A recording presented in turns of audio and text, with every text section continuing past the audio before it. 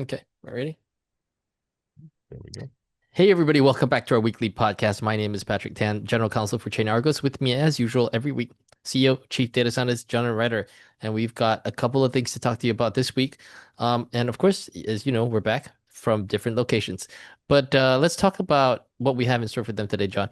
We've got the JPMD, which if you're not familiar with what that is, that's the JP Morgan dollar. I assume the D is for dollar. It's their stable coin, sort of Either like dollar or deposit token. deposit. Yeah, maybe deposit. Yeah, it Right. could be deposit because I don't recall. Yeah, probably deposit. Like it's a the deposit token. Okay, and then we'll SEC future enforcement comments. So it's an interesting approach. We'll dive into that shortly.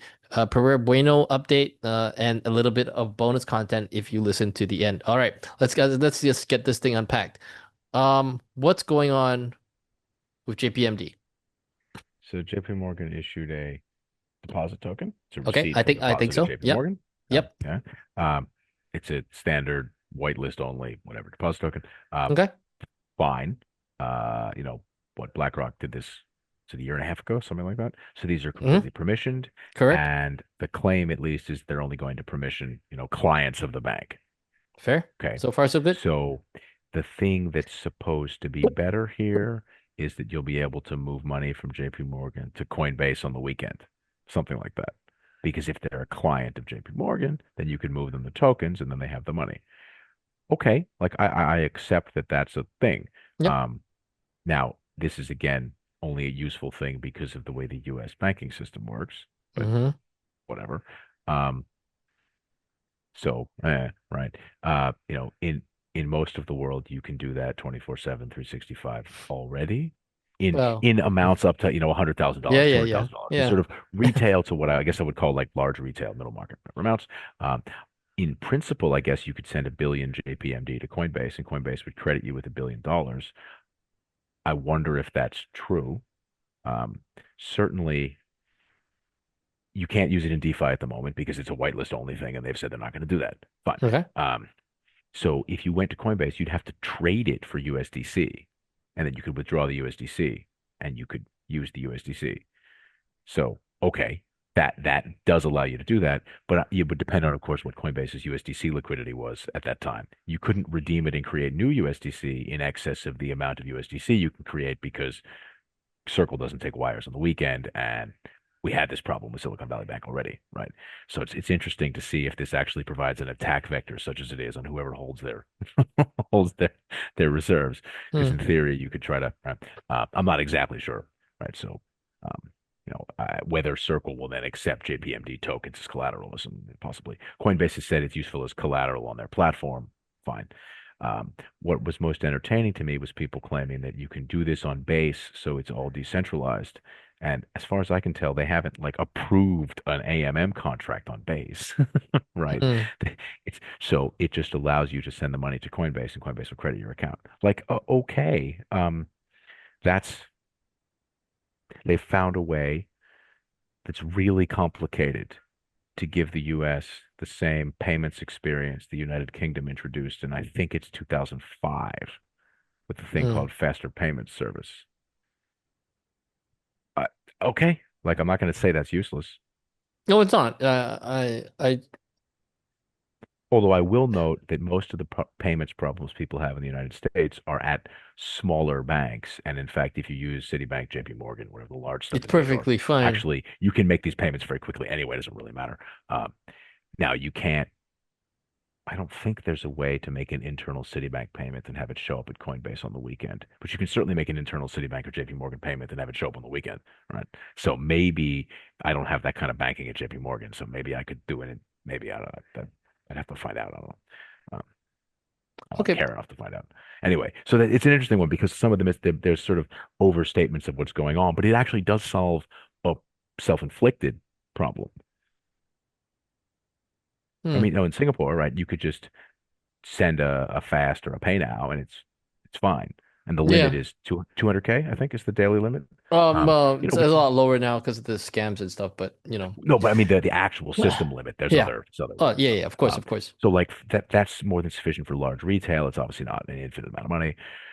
It's just really the US is missing this feature, but they've managed to find a way to get from one bank to one exchange. Like, okay, much better to have a proper system, but whatever. Um, Well, this is what they've okay. chosen.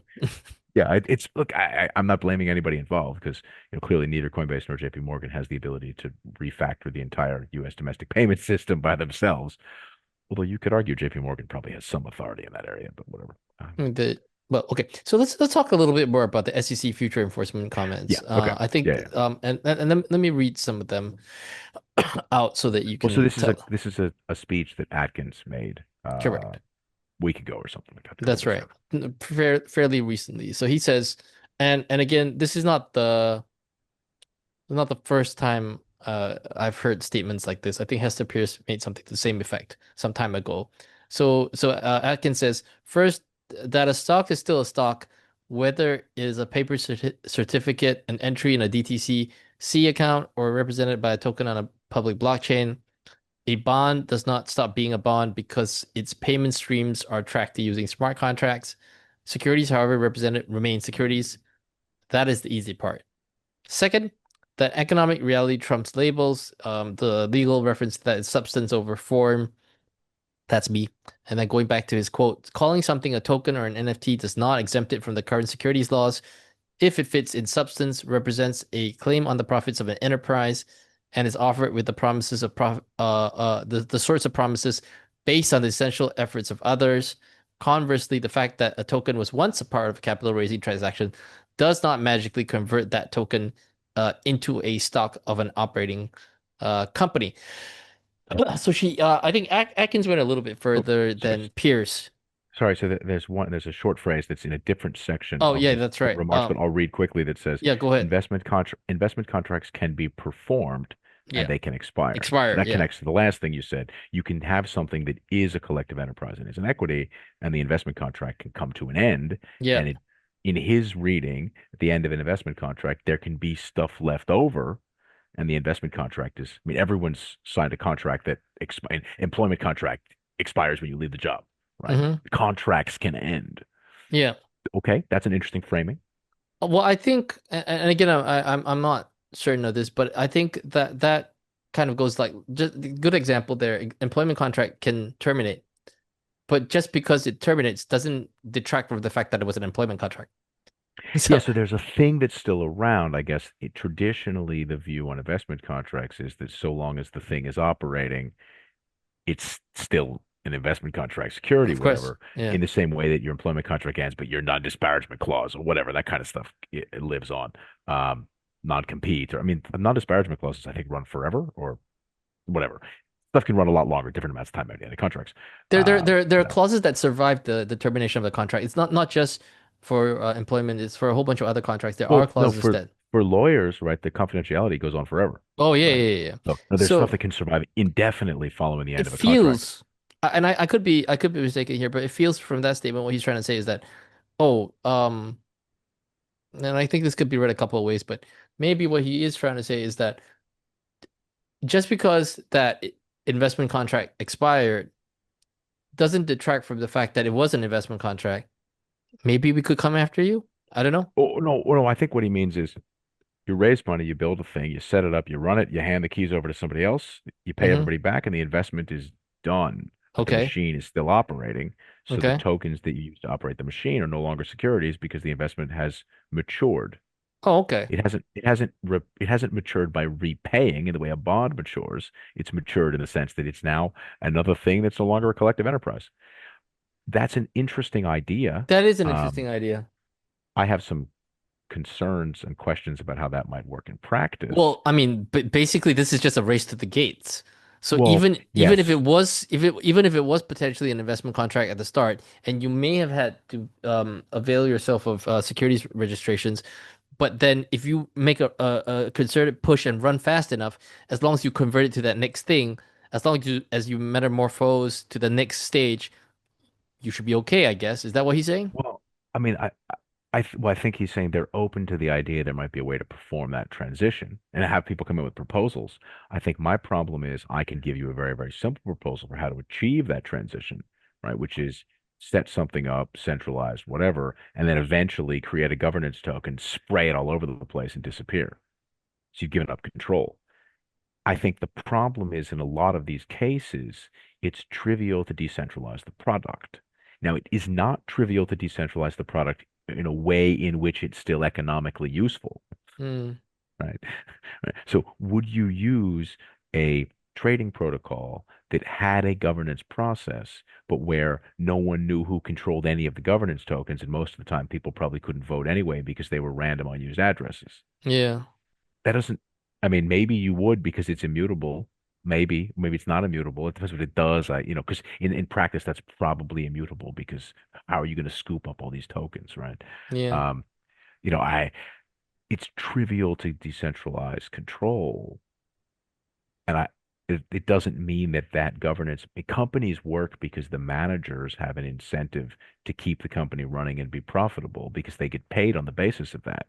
If the CEO of if every public company in whatever country was just paid a random number that came out of a computer, there's no reason to believe those companies would be managed well and not go bankrupt. Most of management would probably just run up their expense accounts, spin the wheel, and if it Uh, came out poorly, get a new job. well, I I mean, mean, there's reputation or whatever involved, but it's a bit like like playing you, Powerball, right? Like you go into the office every day, you play yeah, Powerball. it's It's kind of fun. it's aligned interests are what get collective schemes in general to work well. Your mortgage And payments might be tricky, but yeah, sure, why yeah, no, not? yeah, exactly. It's a little bit complicated to think about how some of that might work in practice.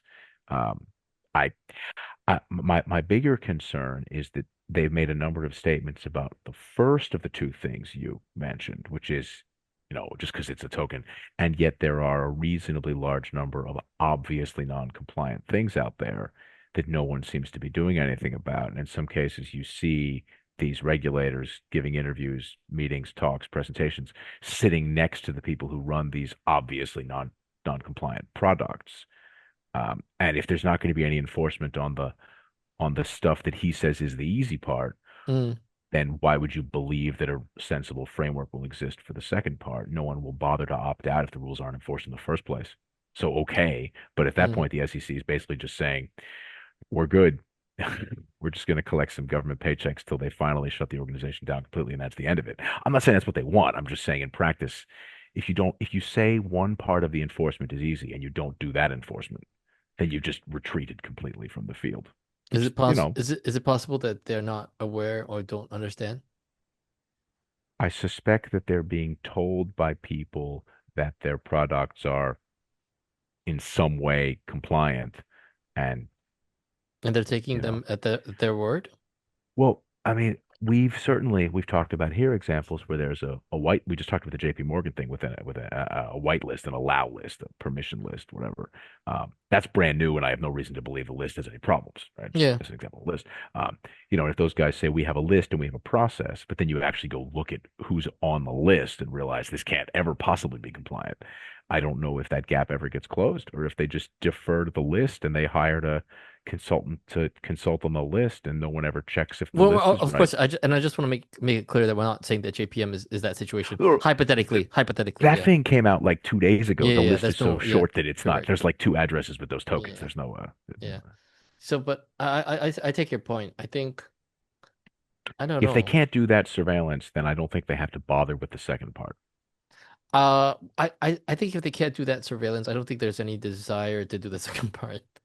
No, I think there's a lot of desire to do the second part because an awful lot of people can go to an awful lot of conferences and get consulting contracts to write rules and procedures to comply with the second part. I think the second part will be very, very popular with the crypto lawyer lobbying organizations in DC.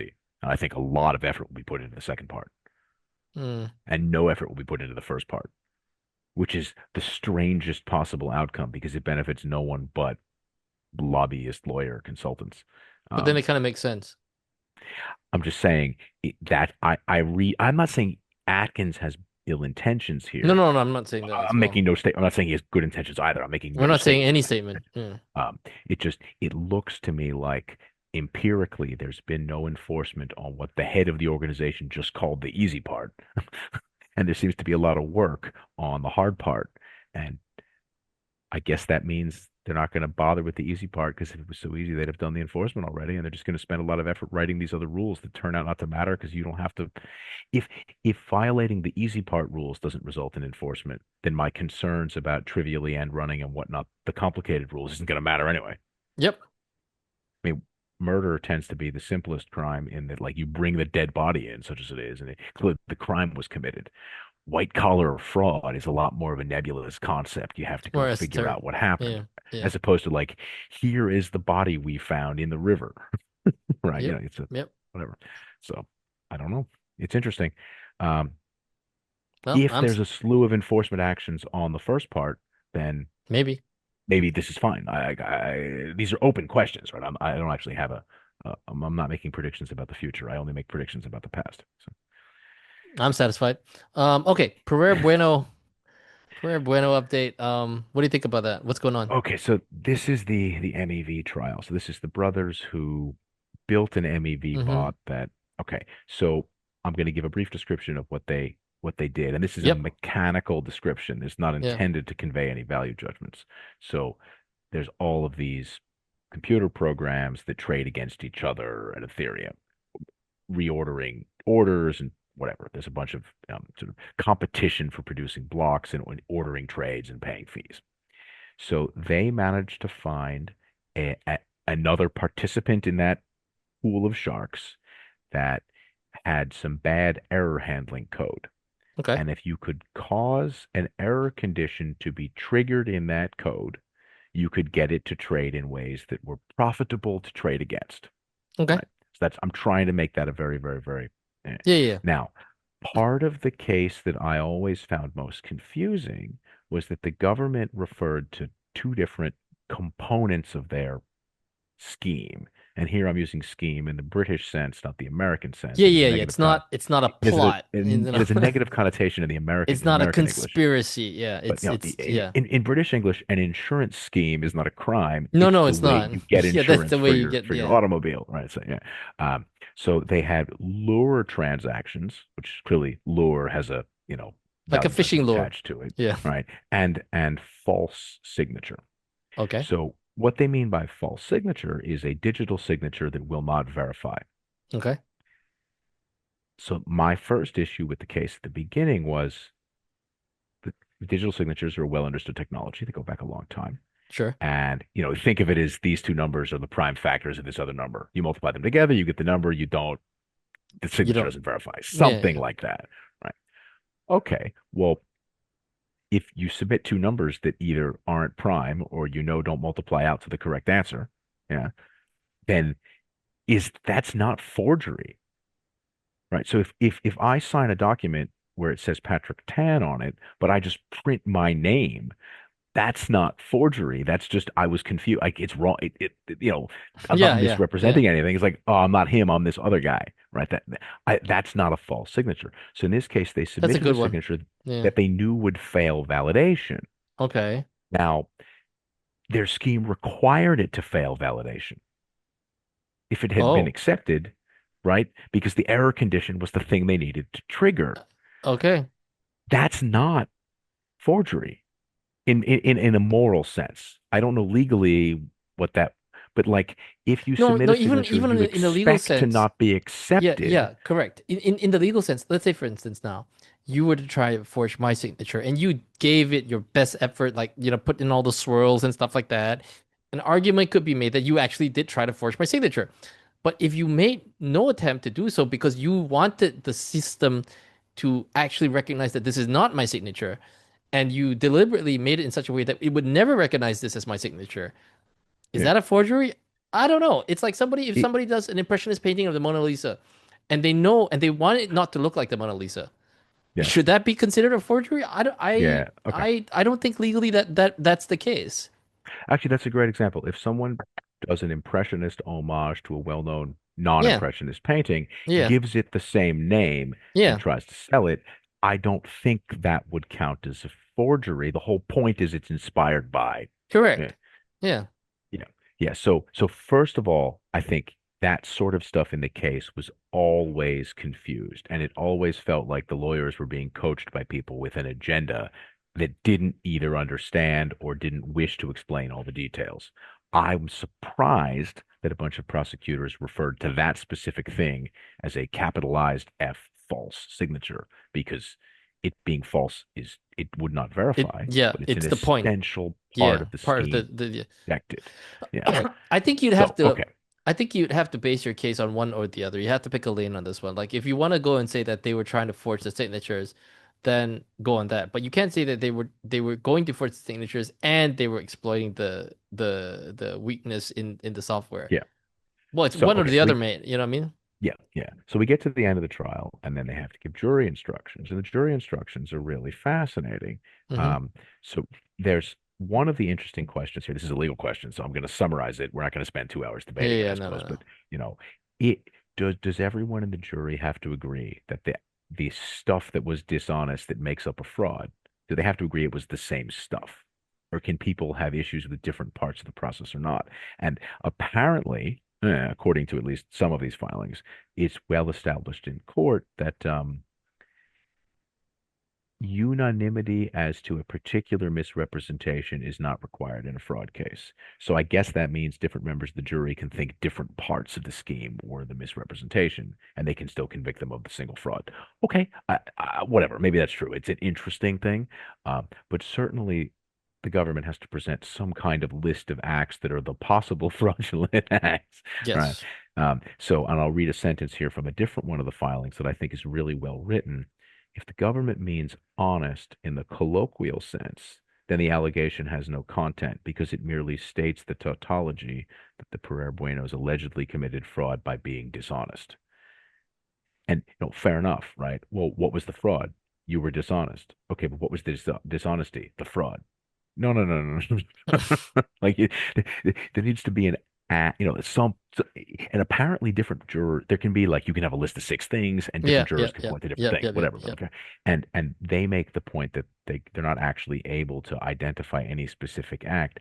The false signatures one, for example, the defense is we didn't want those to verify our Correct. intent. We Yeah. can prove our intent because if it went the other way, the scheme wouldn't have worked, Yeah, right? That's a exactly. great The whole point defense. is that So it's yeah, supposed to fail. yeah. I mean, So, yeah. I mean, I think, for example, here, I guess a pretty good defense to an attempted murder charge, I guess you'd be left with assault, whatever, is if mm, you shoot someone with blanks and you have a yeah, receipt for buying the blanks at like a yeah. toy store, And more you importantly, you clearly weren't show trying to kill them. and Yeah. more importantly, you actually fired the blanks. Yeah. Yeah. So Yeah, like yeah, because it's there'll yeah. be cartridges from the blanks. So, Yeah. Yeah. Yeah. So it's uh, that one is they claim they're going to try to retry them. I guess we'll find out. The case has never been particularly clean. It's a rare one in which commentators who are often on different sides of things, I think that just means us versus everyone else who comments on this stuff, but are all kind of on the same page yeah, that it's one of those rare this ones. really seems confused. Yeah. Um, I mean, Oh, so what normally happens is we'll say something like Tornado Cash for the first year was a custodial protocol, and everyone else will just ignore the comment because they agree with it, but they refuse to say that they agree with it, right? yeah. In this case, everyone seems to agree these allegations just don't make any sense. Yeah, no, I agree. Now, personally, I think the whole front running thing has to be inconsistent with existing markets rules. So Yeah, I don't I agree as understand well. any of this. I'm not opposed to the way it works. I'm just saying there needs to be some clarification about how those rules work that is logical and exempts this conduct for whatever reason. But it's if you did this in the equity market, it's just obviously not okay. Yeah. So I don't understand how any of these people are doing is fine. But Well, because relative they're to not the securities, I guess. I don't know. well, yeah, okay, so fair enough. So if all this stuff relative to the baseline of that stuff being okay, this doesn't seem like a problem at all. I you can't have, oh, I was defrauded because there was a bug in my error handling code in an environment that's explicitly player versus player. So now if they had faked the signature, like No, they like snuck into the guy's yeah, yeah, house and yeah, yeah, yeah. stole Like made a real attempt to fake it. Yeah, I understand. actually stole stuff or, took like a, piece of, get get into his phone by putting a piece of tape on his finger and copy, real low quality spy movie stuff. All right, so now to our bonus content. Thank you for paying well, not paying attention. I don't know if you're paying attention. Maybe this is on your who knows. Um but thank you for staying to the last bit. Now we're going to talk a little bit about the Bybit freeze report. For those of you who have not read this, it is designed like a PowerPoint presentation to basically talk about all the blockchains that can be frozen that you may not be aware of. Is that a right way to characterize that? Yeah, so they talk about different ways in which various blockchains are definitely not self-custody, or at least support features in which some central operator can seize control and block your funds. I think that means not self-custody, but Mm, mm. And so they go ahead. they come up with a list of 16 out of 161, I think. Hmm. Whether that 10% is a good estimate, it's random sampling, who knows? Um, and these include relatively large, well-known chains. Okay. And I find it amusing because obviously this isn't new. I mean, No? the features they talk about in Binance Smart Chain and on Arbitrum are very old. Yeah. Also, a little bit of stick on the 16. They include both versions of Arbitrum, and there's a little bit of double counting here. Arbitrum Nova and Arbitrum, like this is not, are these separate things? Not separate things. It's a bit much, but whatever. Um, so these features have been there for, if not forever, a very long time. The Yep. Binance Smart Chain freezing features were put in response to issues with the Venus protocol after the bridge hack, Yep. Yep. Yep. right? Yep. Yep. So that's years ago now. Some of this has been mentioned publicly before, generally scoffed at as wrong. Yep. Um, Whatever. I obviously couldn't care less. Yeah. I find that entertaining. What I do find interesting, we were talking about this earlier, is Bybit Research put this report out. So what's That I was interesting I is was confused by they, that as well. Yeah. yeah, why, when, and why would Bybit say this? The first point to make is that of the major exchanges, most of them are associated with a chain that this report points out have central control points, Fair right? enough. Some of which have been discussed publicly, some haven't, whatever, Binance Smart Chain, whatever, fine, Binance. Lots of other examples on there. So, of course, you would not expect an exchange that has its own controlled chain to come out talking about how it has control over that chain. Okay, so that shortens the list of possible research producers, right? Okay. And then you have the research houses that do primarily, if not exclusively, advertorials. So that also reduces dramatically We're not going to the mention space. names yet. I'm going Hmm. to talk about, I mean, when I say exchanges that have their own things, actually, the rest of the podcast would consist of a list. There's a lot. There are a lot It's of a those long things. It list. doesn't Yeah. matter who they are, Yeah. right? Yeah. It's not Yeah. important. Um, so you don't actually have that many people who are, in a position to make those statements. True. And as a general statement about the way macro research and trying to be a big influential person in research are concerned, you often want to be the first one to put out the thought piece framework around what's going on. Yep. They provide a little bit of a framework. I mean, their framework is like chains where there's central control and chains where there's potential central control, and a couple different ways in which there's potential central control. That's the difference between Binance Smart Chain has a hard-coded list of frozen addresses associated with some specific hackers from a long time ago. And then there's a security council for some other things. They can veto, reject transactions, whatever. I guess those are a little bit different. I don't know. Now following the Bybit hack, maybe that's why they looked at it. Um, Hmm. there are there are some more features with block lists that can be implemented easily in the code of some chains. Fine. Uh, you know, Also like OKX had that DEX that they Yeah. managed to Yep. seize They control over and managed shut to. down. Yep. That's right. So there's a lot of people who are kind of on the edge. Fine. So I suspect what they are doing is recognizing that a lot of the rules that are being discussed to be developed soon require no central control and operator, and that some of these products really are not going to qualify. Now, the extent to which these are quite old chains, maybe if no work has happened recently, I don't think anyone believes Binance Smart Chain is going to have changes improved and be upgraded and apply for a regulatory sandbox. And the only reason I'm mentioning that one over and over is because we've publicly talked about that before, and they've acknowledged this hack issue. So it's a completely non-contentious Yeah. form of central control. That we're trying to avoid contentious. Some of the stuff they talk about, the chain disagrees with them. Okay, whatever. We're not this. That's not the purpose of today's conversation. Um, yeah, so it's interesting that that's now. Some people seem shocked to find gambling in the casino. So yeah, I don't. I don't know. I think that in broad strokes they're right. I don't think I got any new information from reading that report, but that's because we knew this already. Um, yeah, it's interesting. Um, I think it's also interesting that they chose now to do it. I think the timing is yeah, also well, interesting I because suspect. Yeah, I don't know whether it's people just understanding it, just accepting it, just believing it, or whether it's more sinister or less sinister, more complex. I have no idea. Some of it uh probably is just people finally realizing it's yeah, true, yeah, yeah. Usually the stupidest answer is the correct one. Uh which is they believed it was FUD and now they accept that it's the truth. yeah, Okay, I think that'll that work. Yeah. that's the sad reality that we live in. All right. So on that note, thank you for I'm tuning in. open. Yeah, that's sad. On that sad reality. On that sad reality, thank you for tuning in. Please drop your likes, comments, and subscribes. You know we appreciate it. This is kind of an indie podcast where we reach out to the people who matter. And we thank you for being one of those who tunes in. And we will see you again next week. Thank you. Bye bye.